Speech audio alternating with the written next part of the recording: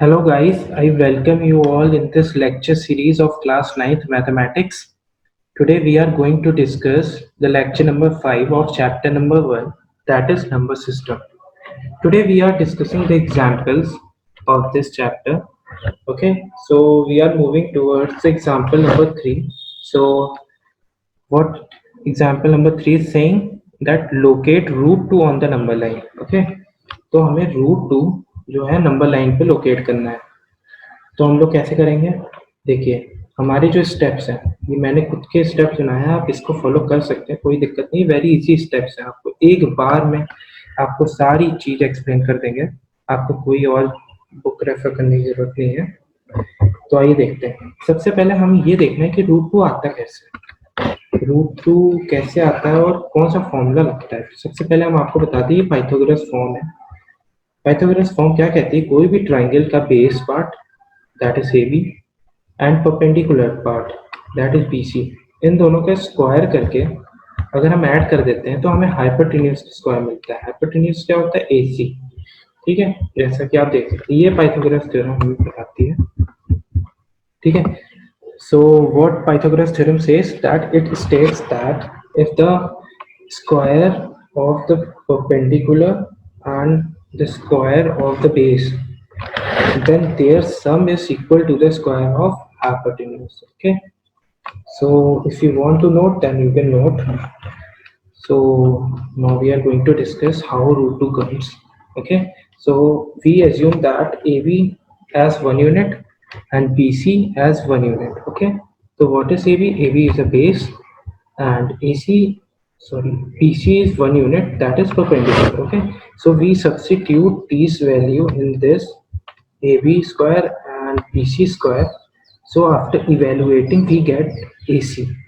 Okay, AC is hypotenuse, that is root 2 actually. ठीक है, तो ये हमारा पहला स्टेप था. जैसे हमने इसमें पता किया कि ये आता कैसे है. ठीक है, सबसे बड़ी बात हम लोग को यही पता होनी चाहिए कि ये चीज पहले आई कहाँ से. तो अगर हम आगे बढ़ते हैं, उसके बाद हम देखेंगे सेकंड स्टेप कि हमें एक एक्स वाई की कोऑर्डिनेट सिस्टम बनाना है. कोऑर्डिनेट सिस्टम क्या होता है? No, it is simply a number line. Okay, that represent X axis and Y axis. Okay, तो आपने अगर ऐसे बना लिया है, तो अगर हम आगे बढ़ते हैं इससे, तो हम देखेंगे अब इसका actual solution.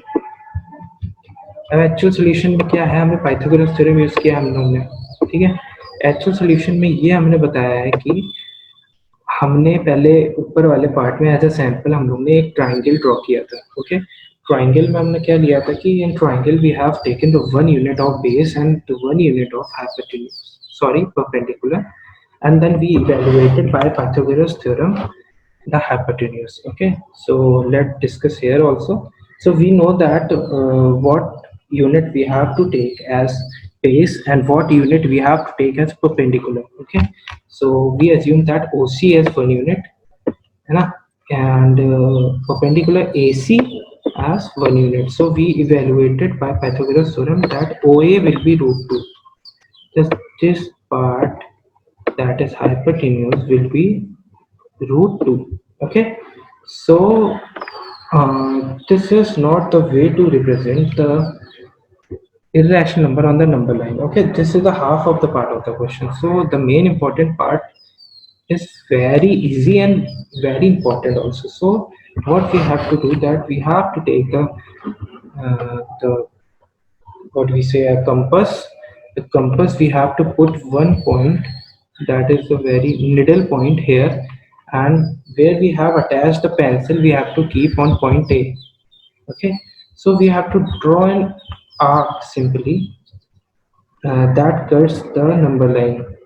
Okay, so where the arc will cut the number line, that part is represent the root 2. Okay, so the value of root 2 will be 1.414. So as it lies between 1 and 2. Okay, so ये 1 and 2 के बीच में लाई करती है. हम लोग सीधा साधा देख सकते हैं, इससे हमारा प्रूफ भी हो जाता है कि ये जो पॉइंट है जहाँ पर आर्क ने नंबर लाइन को कट किया, ये हमारा रूट 2 है. तो सबसे इम्पोर्टेंट पार्ट यही होता है. ठीक है, तो हम लोग ने इसमें क्या किया, सबसे पहले 1 unit लिया और रूट 2 हम लोग ने वैल्यूएट कर दिया बाय पाइथागोरस थ्योरम. ठीक है, तो और हमने उसके बाद सेकंड पार्ट में ये किया कि हमने कंपास लिया, कंपास से हमने एक आर्क ड्रॉ किया जो कि नंबर लाइन पर कट करेगा, ठीक है, और वो नंबर लाइन पे जहां भी कट करेगा वो आपका वो वैल्यू होगी जो हाइपोटेन्यूज पे लिखी है, ठीक है, दैट इज √2। ओके, तो पॉइंट आपको यहाँ लिखना है निडल कंपास की, और जो जहाँ पेंसिल अटैच करते हैं वो आपको यहाँ रखना है। उससे एक आर्क ऐसे खींचना है, ठीक है, आपको, जो कि सिंपली टच करेगा नंबर लाइन को और कट करेगा, वही आपका √2 की वैल्यू होगी, ठीक है। तो ऐसे ही आपका एग्जाम्पल खत्म होता है। तो आइए हम दूसरे एग्जाम्पल्स पे चलते हैं। तो दूसरा एग्जाम्पल भी यही चीज कहता है कि locate √2 on number line, okay. So this is also very simple. So we have learned how to locate √2 on number line. So similarly, we have to locate √3 also on number line. So for that, first we have to know how to locate √2. Okay. So we have made the base part as √2 unit and perpendicular part as 1 unit. Okay. तो देखिए, अगर हमें √3 discuss करना है और to locate करना है तो हमें √2 पता होना चाहिए कैसे आता है। तो हमें इससे पिछला नंबर लेना है, जैसे √3 रिप्रेजेंट करने के लिए √2 लेना है एज अ बेस, और परपेंडिकुलर हमारा 1 लेना है, और इन दोनों के बीच में हमेशा 90 डिग्री होना चाहिए, ये चीज याद रखना है। तो हमें पता है कि √2 हमें लेना है, तो √2 हमने ये ले लिया। अगर हमने √2 यहाँ पर रखा पाइथागोरस थ्योरम में, और ये जो 1 है ये जो 1 हमने यहाँ रखा, तो इससे हमें AC मिल जाएगा एज अ √3, ठीक है। तो हमने पाइथागोरस थ्योरम से अपना एक सैंपल तैयार कर लिया कि हमें ट्रायंगल नंबर लाइन पे कैसा बनाना होगा, ठीक है। तो अगर हम पूरे एक्चुअल सॉल्यूशन पे मूव करते हैं, तो ये हमारा एक एक्चुअल सॉल्यूशन है। हमें √2 आना चाहिए बनाना सबसे पहले। √2 हमने पिछले एग्जाम्पल में सीखा, ठीक है। आप मेरी वीडियो पॉज करके देख सकते हैं पिछले एग्जाम्पल्स को। तो आइए, √2 हमने बना लिया, अब √3 की तरफ बढ़ते हैं। √2 ने जो बनाया है आपने, वो सेम डायग्राम आपका रहेगा, बस आपको इसी में आपको ऑल्टर करना है, ठीक है।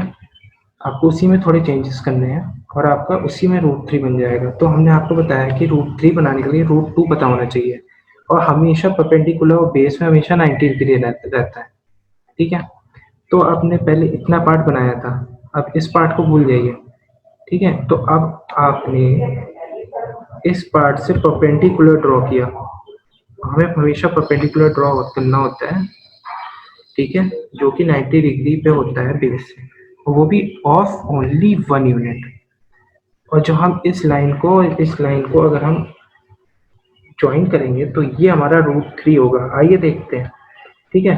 देखें कैसे, जैसे कि अभी हमने ऊपर बताया था आपको √2 सैंपल में, जैसे √2 लिया आपने, ठीक है, √2 का जो स्क्वायर होगा वो लेंगे, क्योंकि ये हमारा बेस है। अब ये हमारा बेस बन गया, ठीक है, प्लस 1 का स्क्वायर, ठीक है, ये हमारा परपेंडिकुलर है। हमें पता है पाइथागोरस थ्योरम में बेस और परपेंडिकुलर का स्क्वायर लेते हैं, ठीक है। ये हमारा, आप इसको कोई भी पॉइंट दे दो, जैसे आपने इसको ए दे दिया, ठीक है। तो हमारा ये जो ओ ए है, तो ये हमारा ओ ए आ जाएगा। ओ ए के ऊपर स्क्वायर होता है, ठीक है, ओ ए के ऊपर स्क्वायर होता है, ये हमारा हाइपोटेन्यूज के स्क्वायर के बराबर होता है, हम जानते हैं पाइथागोरस थ्योरम में, ठीक है। तो अगर हमने आप सिंपल इसको इवेलुएट किया तो हमारा ये आएगा √3 है इसका आंसर, ठीक है। देखिए, √2 का स्क्वायर 2 होता है, 1 का स्क्वायर 1, 2 + 1 3, और इसका स्क्वायर इधर चला जाएगा तो ये √2 में कन्वर्ट हो जाएगा।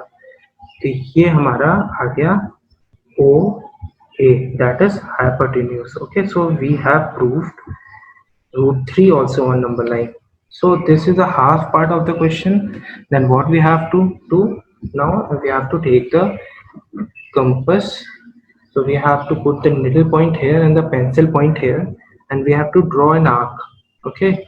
So we have to draw an arc, then where it cuts the number line, that part represent √3, okay. So to clear more examples and the concept, So similarly we can draw root 4 also. Root 4 जो बनेगा हमारा root 3 से बनेगा, जैसे root 3 हमारा root 2 से बना था। ठीक है, आइए एक्स्ट्रा इंफॉर्मेशन आपको देते हैं हम, जो कि आपका कंसेप्ट बहुत अच्छे से क्लियर कर देगी। आइए बढ़ते हैं रूट 4 के तरफ से। रूट 4 सिंपली क्या है कि आपने रूट 3 जैसे बनाया था, अब आपको स्टेप्स पता है। कोई भी चीज़ अगर अगले रूट से बनानी है तो आपको एक परपेंडिकुलर लाइन ड्रॉ करनी होगी 90 डिग्री, और वो ऑफ 1 यूनिट होनी चाहिए। ठीक है, और रूट 3 तो पहले ही से था, तो आपने ये लाइन ड्रॉ करी, पाइथागोरस थ्योरम लगाया, रूट 3 का स्क्वायर 3 एंड 1 का स्क्वायर 1, 3 + 1 4, और जो उधर स्क्वायर होगा वो इधर स्क्वायर रूट बन जाएगा और ये रूट 4 हो जाएगा। ठीक है, रूट 4 हो गया। तो आपको ये भी पता है कि रूट 4 की वैल्यू क्या होती है। ठीक है, रूट 4 की वैल्यू क्या होती है? रूट 4 की वैल्यू होती है +2 and -2। Root 4 has 2 values. Okay, so अगर हमें इस दोनों वैल्यूज को नंबर लाइन पे प्रूव करना है तो आइए वो भी देख लेते हैं। आपने कंपास का निडल पॉइंट यहाँ रखा एंड पेंसिल पॉइंट यहाँ रखा है, तो आपने एक आर्क खींची। चलिए हम पहले राइट हैंड साइड खींचते थे, अब हम लेफ्ट हैंड साइड खींचते हैं। तो ये देखिए -2 आ गया, तो this represent that root 2 is also equal to -2. So if we draw an arc to the right hand side of the origin, then we will see the answer as +2. Sorry, I have dislocated my part. So this is +2 also, and here we prove root 4 equal to +2 also. So root 4 has two answers. Okay, and similarly for the root 5, what we have to do, we have to just sketch one line that is perpendicular to the root 4 and which is 90 degree. Okay, and we join this line, then Pythagoras theorem, root 4 and +1। ठीक है, root 4 का square 4 and 1 का square 1, we get 5, and the square root of 5 is equal to the hypotenuse. Okay, so we will get root 5 also. Then we will sketch one line here, then it will cut the number line here, and this is the minus part of the root, and if we cut the arc to the number line here, and this will give you the root 5 value, actual root 5 value after evaluation. Okay, on the number line. So this is example number 3 and 4. I hope that you would clear your doubts by this video. So please stick to this video and like, share and subscribe. Okay, so in next topic we are going to discuss the another topic of your NCERT. So thank you for this.